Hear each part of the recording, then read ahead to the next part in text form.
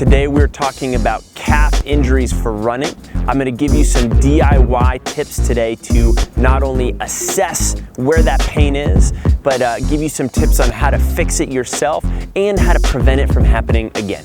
So first things first, if we're dealing with a little calf pain, we have to assess where that pain is. And maybe this is not a surprise to you, but I get a lot of emails from different runners who will say, my leg hurts. And I say, well, which part of your leg? And then they say, well, the front. And then you say, well, which part of the front of your leg? So the more specific we can get into which aspect of our calf or our leg hurts, the better job we can do at figure out what's going on and we can prevent it from hurting in the first place. So the way I'm actually gonna do that is just assess with my thumb and forefinger. Now, I may feel pain in a specific spot when I run, and I may just notice, hey, is it the lower part of my calf, you know, where my soleus is, or is it the upper part of my calf, you know, where my gastroc is? Okay, maybe I've decided it's either one or the other. Now, I could also look at other section. Is it the inner part of this calf? Is it the middle, or is it the outside? So we sort of have these quadrants. And you actually may find that in your incidence of calf injury, it's not technically the calf at all. Maybe it's something going on in the front, on the shin, or more laterally. So the better you are able to hunt around and assess where that pain comes from, maybe how strong that pain is on a 1 to 10 scale, the better job you're gonna be able to do in assessing it. And I'm gonna stand up for a second, and you may only be able to see my feet. That's okay. You know, we want to start to look to see where that pain's coming from. And you may find that if you're dealing with pain around on the sides, a lot of times that could be pain from your foot collapsing a lot this way. Or you may find that you're a little wound up here or just in the Achilles, and all of a sudden sometimes that's just from you being up on your toes a lot when you run, or the ankle's a little stiff, something like that. And we're going to get to that in the next two parts. Once I've assessed where that pain is, I need to figure out how to get rid of that pain in the soonest possible time. And the way I'm gonna do that is work on my short-term strategy, which is gonna be some mobility work.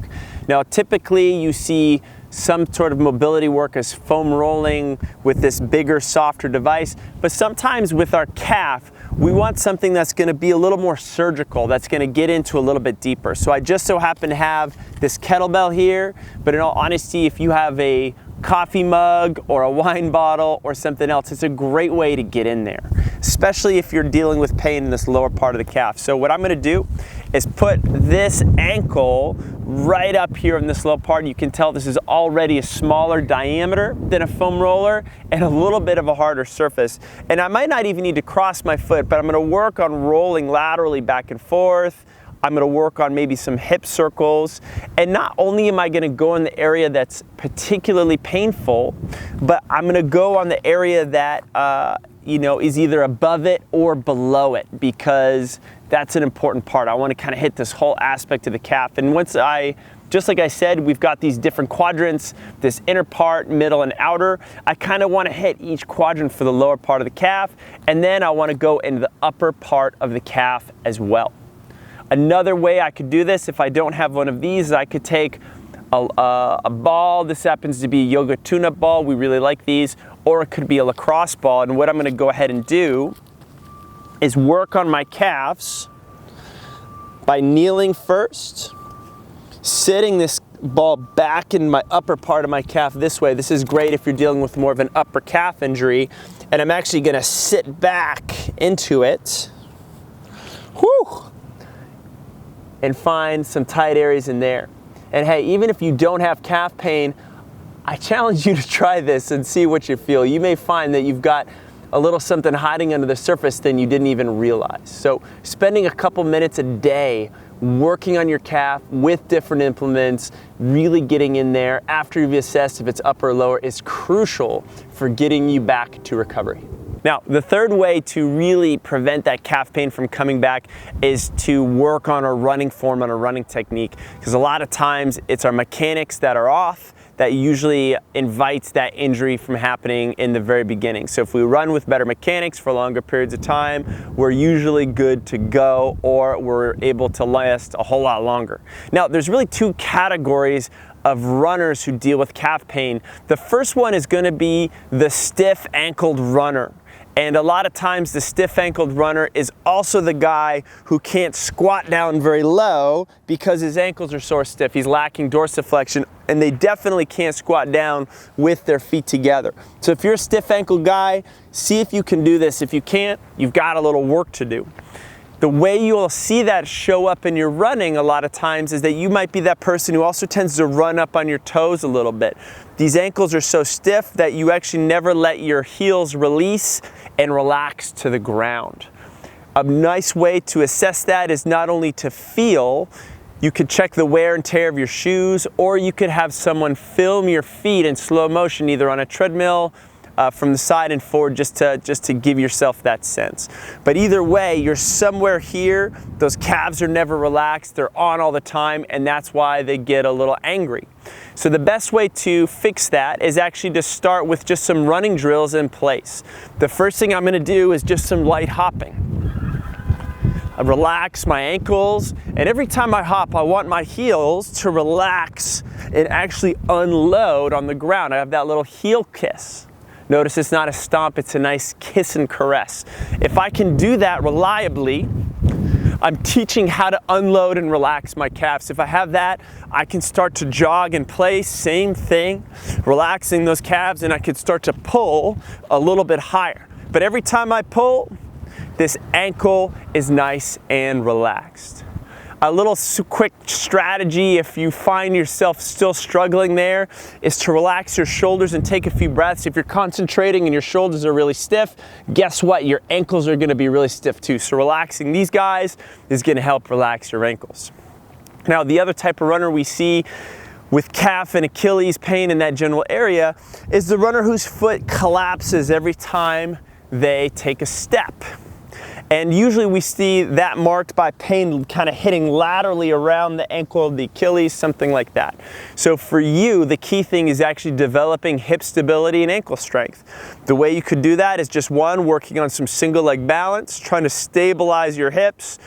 And think about a tripod on your foot, pressing through your heel, your big toe, and your pinky toe. That's going to kind of pick that arch up off the ground and really make you work and strengthen that whole foot.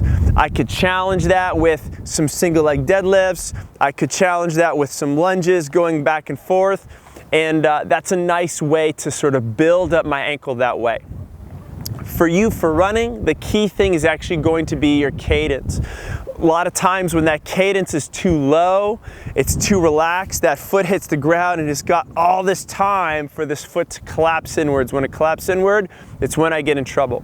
So just by tightening up your cadence a little bit, it's actually going to prevent that collapse from occurring because your foot doesn't have time to collapse. It's already coming up off the ground. So once again, I could think about running in place, trying to count, hey, could I get this foot up off the ground north of 85 times in a second, 90 times in a second, 95 times in a second.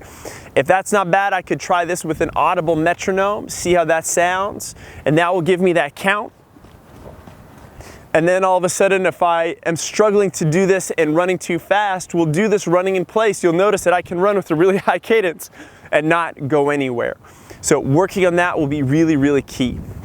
So there you go. If you're the stiff ankle guy, working on sitting on some low squatting will be great.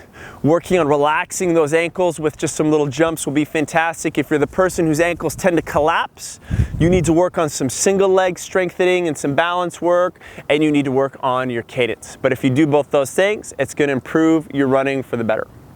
That is it. I hope you liked this video on how to treat your calf. If you do, go ahead and let me know. Hit that like button. Do you have any comments or questions on what we did today, or do you have any future requests from more videos for us or from us?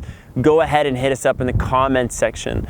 Definitely subscribe to our channel. Hit that subscribe button for the Run Experience. We've got so much great content coming out to you each and every week. More injury prevention videos, as well as strength training exercises, workouts and tips, as well as running form and running workout videos as well. And if you want to dig a little bit deeper and really understand why these injuries are happening in the first place, as well as some strategies on how to fix it, we've got a free gift we want to give you. All you need to do to get it is to click this link in this video. If you just so happen to be on a mobile device, we got you covered in the description. There's a link that's going to take you to the identical page. And once you're on that page, all you need to do, enter your name and your email address, and then I'll be able to personally send you that injury prevention training. We know you'll really, really like it. And once again, thank you so much for watching. We'll catch you in the next one.